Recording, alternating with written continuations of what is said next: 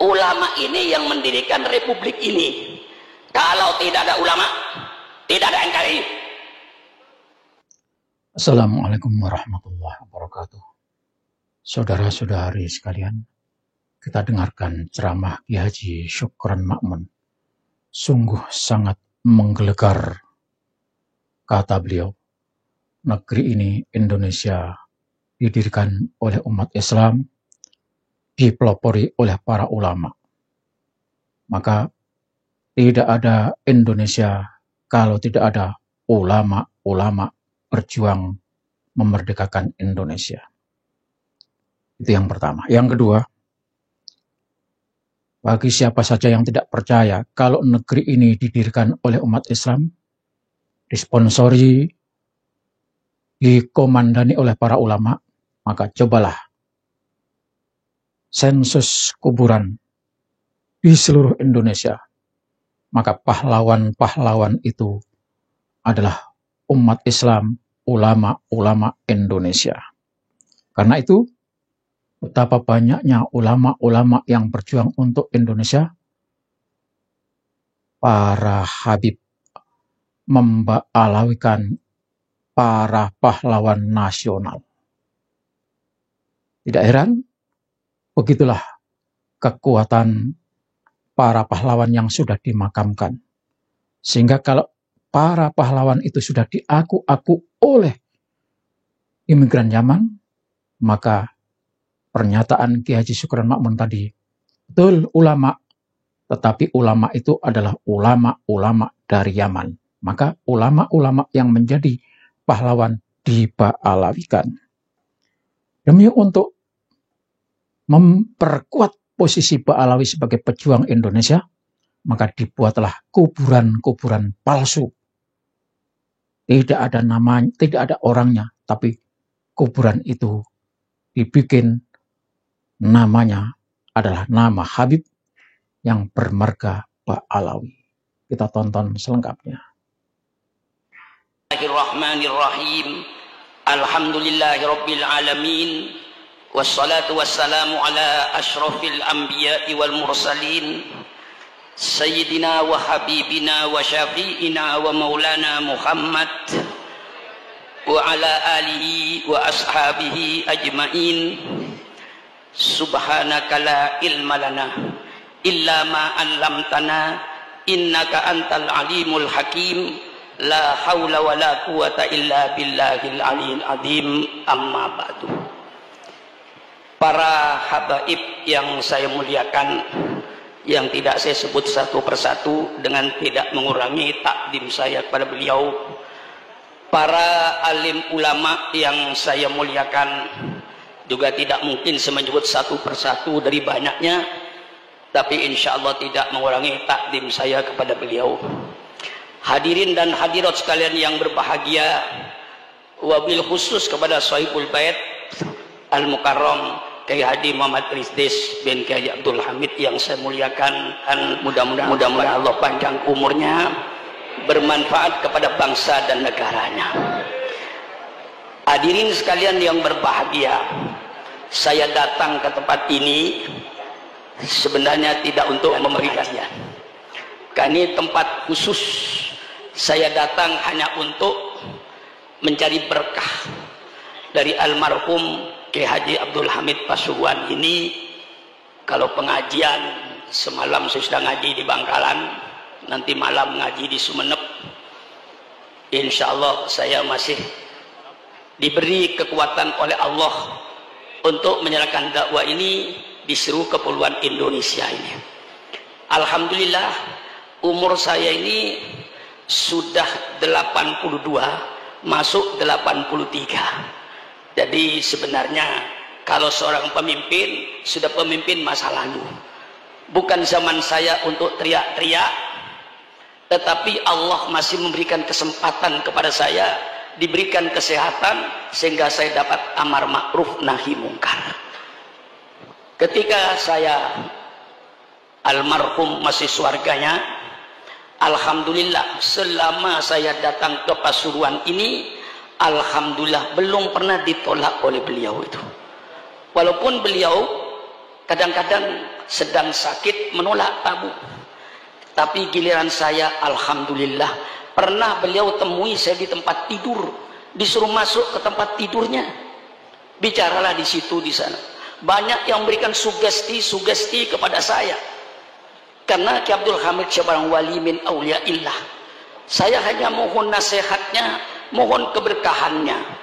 Pada waktu itu saya minta kepada beliau, Ki Hamid, tolong Kiai, saya mohon doa Pak Kiai. Apa doa yang terbaik Kiai Hamid untuk saya? Dan berikanlah kepada saya wirid Pak Kiai, wirid apa yang terbaik? Apa jawab beliau kepada saya? Wiridnya Ustadz sudah bagus. Kalau ada undangan jangan ditolak. Dan ini pesan beliau, jangan milih-milih undangan. Itu yang saya pegang. Sehingga di Jakarta saya disebut Kiai kaku. Diundang menteri kadang-kadang saya nggak datang. Diundang gubernur saya tidak datang. Karena ada undangan di RT. Di musola kecil yang sudah bulanan mengundang saya. Nggak tega saya, hari-harinya saya menggagalkan itu. Saya punya pendirian dari Kiai Hamid, jangan mengecewakan orang. Jadi kalau udah undangan sudah ditulis, jangan sampai dibatalkan, jangan milih-milih undangan. Satu ketika saya diundang orang besar, tidak saya sebutkan, untuk meresmikan satu pabrik dengan 17 Agustus. Saya kasihkan sama ajudannya ini, tolong, ini agenda saya. Kalau kosong saya datang.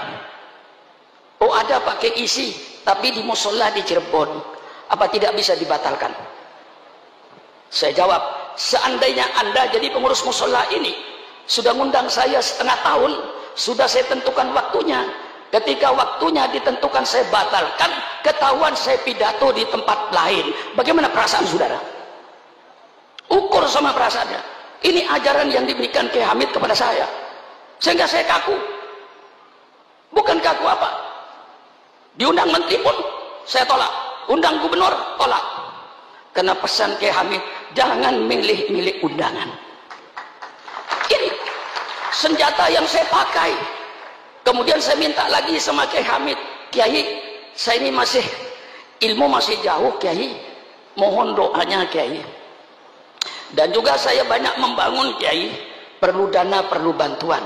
Subhanallah, jawabannya menyejukkan sama saya. Sudahlah Ustadz Sukron, lek wis wayahe ilmuni tugi piyambak. Ini kayak wirid bagi saya ini. Kalau dana gimana Kiai? Dana pun bangun yang berani. Nggak usah menggantungkan pada manusia, gantungkan saja kepada Allah. Lek wis wayahi tugi piyambak. Saya jadikan wirid.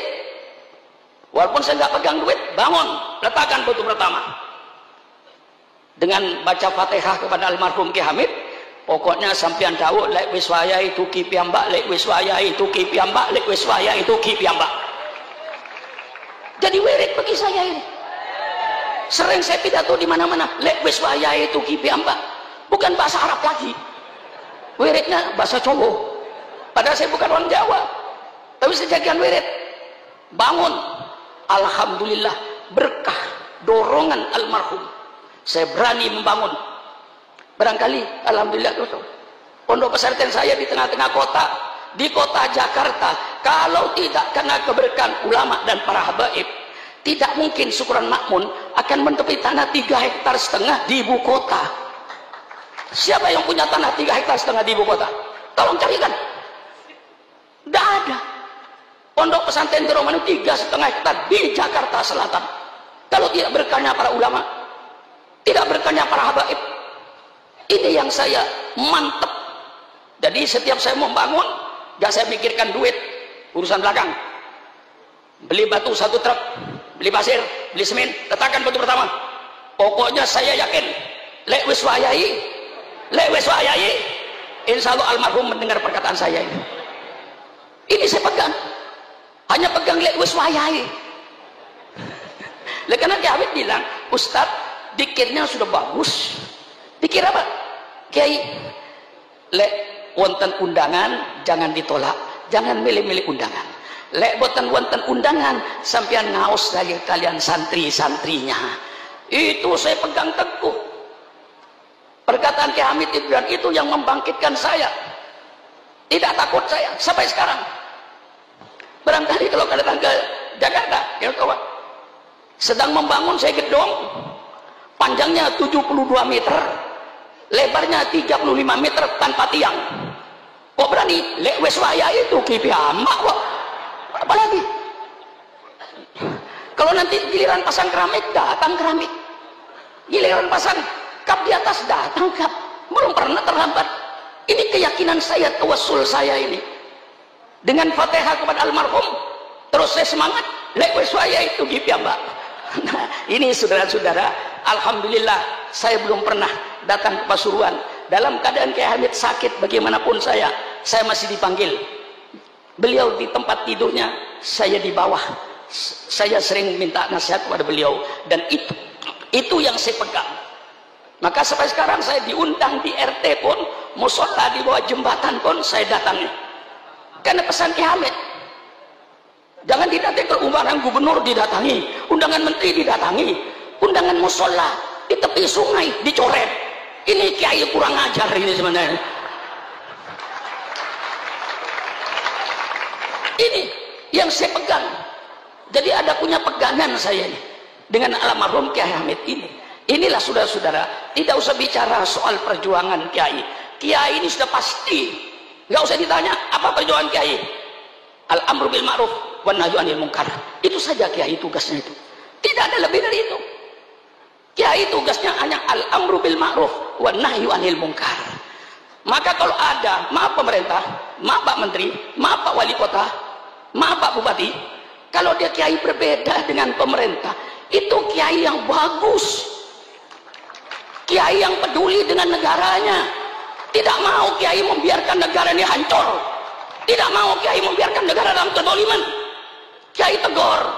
Kiai yang negur ini kiai yang baik, yang cinta negara, cinta bangsa. Kalau ada kiai berbeda, jangan ditangkap, jangan dipenjara. Kalau ada kiai berbeda, undang ke kantor kabupaten. Syukron Makmun berbeda dengan Bupati Lumajang. Bukan musuh saya ini. Saya cinta sama bupati, supaya bupatinya tidak tergelincir. Undang saya ke kabupaten. Ini namanya demokrasi. Ngopi bersama dengan bupati. Betul atau tidak? Kalau perlu dengan mie goreng. Betul atau tidak? Mari bicara apa maunya Pak Sukron. Oh begini Pak Bupati Lumajang, begini Pak Bupati Pasuruan, sesuai dengan Al-Quran dan Sunnah Nabi begini. Kan enak toh. Jangan dimusuhi, lalu dianggap lawan. Ulama ini yang mendirikan republik ini. Kalau tidak ada ulama, tidak ada NKRI. Saya tegas, persilakan yang mau nuntut. Tidak ada ulama, tidak ada NKRI. Saya berikan fakta. Karena yang sering jadi pemimpin ini orang yang tidak baca sejarah barangkali. Ya, Al-Mukarram Kiai Stakuf itu yang akrab dengan saya dulu kakeknya. Kiai Bisri Mustafa yang akrab dengan saya kemana-mana. Lalu dengan Kiai Ulil Bisrinya, sekarang cucunya. Lah ini perlu baca sejarah. Ketika Indonesia mau proklamasi, Bung Karno bikin 60 panitia, gagal. Akhirnya bikin 9 panitia. Daripada Bung Karno, Bung Hatta, Maramis dari Katolik, Abi Kusno, Wahid Hasyim, dan termasuk beberapa ulama-ulama lainnya mendapatkan rumusan. Apa rumusnya? Negara Republik Indonesia berdasarkan ketuhanan dengan kewajiban menjalankan syariat Islam bagi pemeluk-pemeluknya. Di luar Islam tidak usah menjalankan syariat Islam bagi. Ini yang disebut Piagam Jakarta. Dengan mendapatkan satu format yang jelas, negara Republik Indonesia berdasarkan ketuhanan dengan kewajiban menjalankan syariat Islam bagi pemeluknya. Maka Bung Karno diminta untuk segera proklamasi tanggal 17 Agustus jam 10 pagi. Proklamasi. Kami bangsa Indonesia dengan ini menyatakan kemerdekaan Indonesia. Hal-hal yang mengenai pembinaan kekuasaan dan lain-lain akan dilaksanakan dengan cara saksama dan dalam tempo yang sesingkat-singkatnya. Masa kiai sudah apa? Kiai sudah berproklamasi begini, gua masih dicurigai. Radikal. Apa-apaan itu? Nggak ada itu. Kiai radikal tidak ada. Kalau kiai amar ma'ruf nahi mungkar ada. Betul kan? Kita ini cuma menawarkan konsep. Kita ingin melaksanakan peradaban Islam yang berdasarkan Quran dan hadis. Ini yang kita inginkan. Karena banyak peradaban yang berdasarkan hawa nafsu, seperti naik klub, dansa, joget, telanjang, itu peradaban, tapi dasarnya nafsu. Kami ingin bentuk suatu peradaban, satu bangsa berperadaban yang berdasarkan Quran dan Sunnah Nabi. Ini kami mau tonjolkan. Walladzi arsala rasulahu bil huda wa dinil haq liyudhhirahu 'alad dini kullih. Dialah Allah yang mengutus utusannya dengan petunjuk dan agama yang benar. Untuk apa itu, Kiai? Liyudhhirahu, untuk diperlihatkan kepada bangsa Indonesia, ini syariat Islam. Anda mau pakai persilakan, Anda tidak mau pakai persilakan. Wa ma alaina illal balaul mubin. Inilah syariat Islam. Kiai harus berani menampakkan ini syariat Islam. Bagaimana syariat Islam dalam berkeluarga, bagaimana syariat Islam dalam bermasyarakat, bagaimana syariat Islam dalam ekonomi, bagaimana syariat Islam dalam politik. Semua Islam ada. Jangan dikira tidak ada. Yang sekarang pada kiai pada takut bicara politik. Kiai yang melarang politik itu dulu Belanda. Karena Belanda ingin menjajah Indonesia. Kiai dilarang baca politik, tidak boleh bicara politik di masjid, di majelis taklim dan lain-lainnya. Itu yang melarang bicara politik Belanda.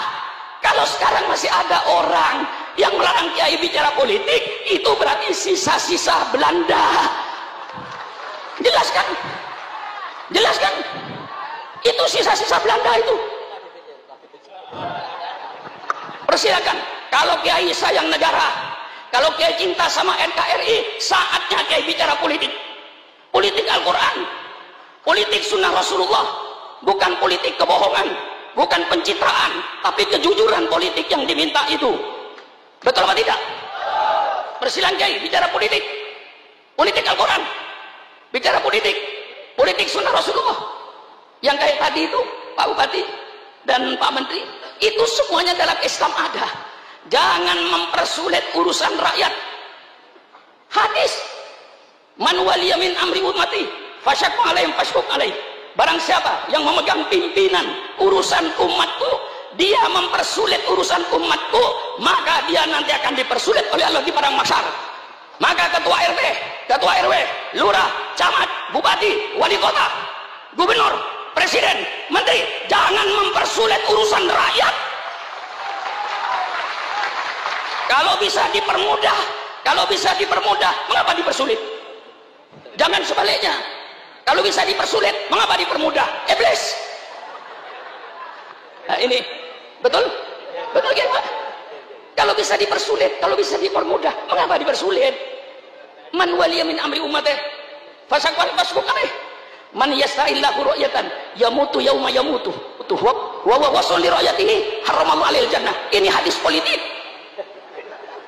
Ayo bicara dengan orang-orang politik. Saya undang ke rumah, ayo bicara politik dengan syukuran namun. Ini hadis politik. Barang siapa yang Allah jadikan pemimpin, kemudian dia mati.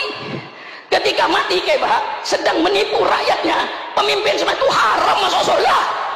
Haram masuk surga. Doakan pemimpin-pemimpin yang belum memenuhi janjinya di kampanye, mudah-mudahan dipanjangkan umur. Betul apa tidak? Hei, pemimpin-pemimpin yang kau belum melaksanakan janji-janjinya ketika kampanye, tolong ya Allah jangan dimatikan dulu. Kalau nanti dia sudah memenuhi janjinya, mau mati, matilah kau. Kurang apa saya ini? 83 tahun. Nggak pantas saya bicara begini ini. Bukan waktunya sudah. Giliran Kiai Baha ini. Dulu ayah beliau yang akrab dengan saya. Namanya Kiai Nur Salim kan. Itu paling akrab dengan saya. Di pesantren hampir tiap tahun saya ke situ. Sekarang putranya, giliran sampian sekarang itu. Ini cucunya Mbak Hamid, bukan jadi wali. Lah iya, saya sudah nggak pantas sudah. Tapi karena saya katakan, hai bangsa Indonesia, jangan kau bangunkan macan tidur. Saya sudah tidur. Tapi kalau Islam kau ganggu, jangan coba-coba. Yang umurnya Syukuran Makmun 82 tahun, Islam diganggu, komputer berputar 28 tahun. Betul? Betul. Nah, kalau saudara ingin tahu pemerintah terus terang aja, Syukuran Makmun, ketua RT, ketua RW, lurah, camat, sampai bupati, sampai presiden, semua yang ada ini tidak ikut berjasa dalam NKRI itu. Yang berjasa dalam NKRI itu siapa? Yang di kuburan itu. Kita cuma pandai makan jasa. Bapak Haji saya pandai makan jasa. Jangan hanya pandai makan jasa, tapi kau harus pandai pula berjasa. Orang yang hanya pandai makan jasa tapi tidak mau berjasa, itulah orang-orang yang hanya pandai berjoget di atas kuburan orang lain. Jangan kau berjoget di atas kuburan orang lain. Betul atau tidak? Mari kita berjasa. Sudah pemilihan umum, biayanya mahal, 100 triliun lebih, dipilih oleh rakyat, digaji oleh rakyat, gajinya 60 juta ke atas. Kok Yotego sudah gajinya gede, kok Yotego masih nyolong duit rakyat? Itu kemana perasaannya? Sudah tidak ikut berjasa. Yang berjasa pahlawan itu. Maka kalau pemerintah ingin tahu kontribusi umat Islam terhadap NKRI, saya katakan pemerintah, kalau pemerintah ingin tahu tentang bantuan umat Islam terhadap NKRI, tolong pemerintah adakan sensus kuburan. Loh, betul kan? Sensus kuburan. Tiap kabupaten ada Taman Pahlawan kan? Pasuruan ada, Probolinggo ada, Sidoarjo ada, Mojokerto ada Taman Pahlawan. Tolong pemerintah masuk Taman Pahlawan itu. Sensus, siapa nama, agama apa, siapa nama, agama apa, siapa nama apa, siapa nama, agama apa. 99% darahnya umat Islam untuk NKRI. Jerit saya ini supaya paham semuanya itu.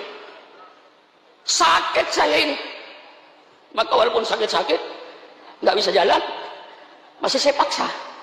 Soalnya Kiai Idris ketemu saya di kuburan Kiai Hamid. Ketika saya takziah ke kuburan, tolong Kiai nanti maulid kalau bisa datang kusakan. Iya. Nah, ya sudah, saya sudah mau berhenti juga.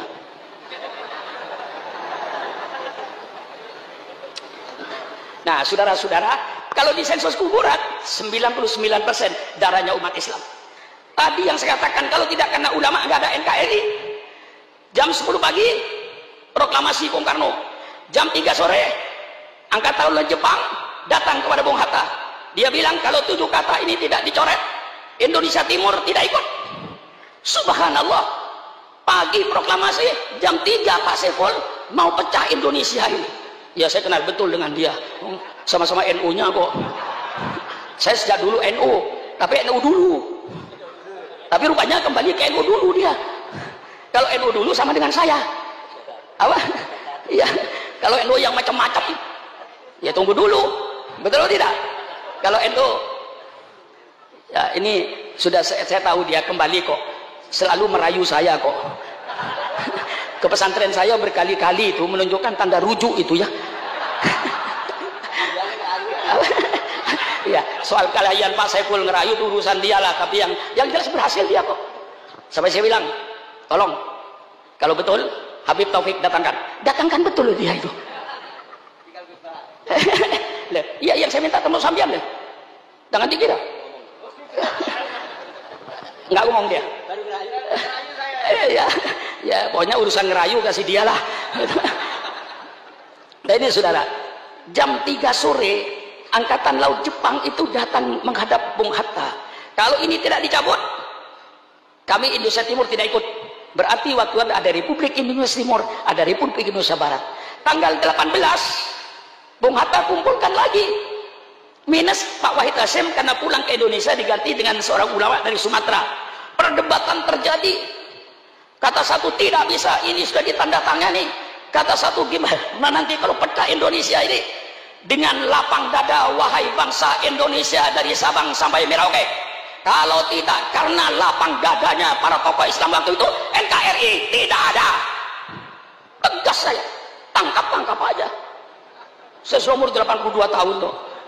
Di penjara tinggal wirid aja. Lah iya. Saya sudah nggak ada apa-apa sekarang Pak Faibul. Nggak usah curiga dengan Supratmakmur. Walaupun saya nanti aktif di NU, jangan curiga. Jangan curiga. Mau jadi menteri sudah ketuaan. Mau jadi DPR sudah ketuaan. Tidak ada yang ada depan saya kecuali kuburan. Di depan saya kuburan. Jabatan sudah nggak ada, sudah lewat semuanya itu. Kalau saya masih umur 60 tahun, sampai boleh curiga saya, takut disaingi jabatannya. Takut berebut menteri, tidak bakalan sekarang. Sudah sampai mau jadi menteri aja. Saya sudah lihat kuburan situ tuh. Nggak usah curiga. Ini umur sudah umur tambahan. Berdebat dengan lapang dada. Tokoh Islam cabut 7 kata itu. Dicabut itu. Dengan kewajiban menjalankan syariat Islam bagi pemeluknya, cabut, coret. Tapi ulama minta gantinya. Gantinya apa? Maha Esa, lebih mahal lagi. Secara akidah lebih mahal lagi. Maka berubahlah Pancasila. Tanggal 17 masih berbunyi, negara Republik Indonesia berdasarkan ketuhanan, ya, berdasarkan ketuhanan, tidak ada Maha Esa, berdasarkan ketuhanan dengan kewajiban menjalankan syariat Islam bagi pemeluknya. Tanggal 18 Agustus berubah. Indonesia berdasarkan ketuhanan yang Maha Esa, titik. Kalau seandainya ulama itu tidak mau merubah dan tidak mau mencabut, ya nggak ada NKRI itu. Masa ulama yang dicurigai tidak cinta NKRI? Kiai yang bikin kok. Nah, saya kira masih ada pembicara lagi ya. Nah, sudah. Ya biasanya saya ini pidato tuh ya 4 jam non-stop tanpa minum. Tadi itu saya hormati aja ngasih minum itu ya. Sebenarnya saya tanpa minum 4 jam juga nggak apa-apa. Allah sudah bikin tenggorokan saya spesialis. Insya Allah. Nah itulah saya sebenarnya banyak cerita. Tolong nanti kayak Bahak.